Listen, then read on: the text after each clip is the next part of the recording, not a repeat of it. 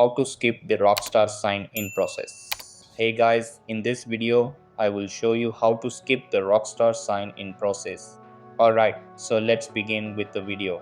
So firstly, what you do is just simply open the platform where you've bought the game.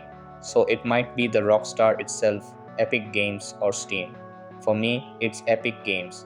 Now all you have to do is this will launch your game if you have, and after the game launches, just simply hit Alt plus Tab on your computer. Then go back to your desktop.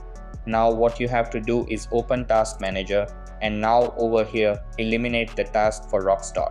So just simply click on that option, click on End Task, then OK. Now it's gone. What you have to do is open FiveM. Now wait for it to launch. Now as you can see, it didn't ask for the Rockstar identification. So that's it. So that's basically how you can skip the Rockstar sign in process. So that's all for this video. Consider subscribing if you find it helpful, and I'll catch you in the next one. Thanks.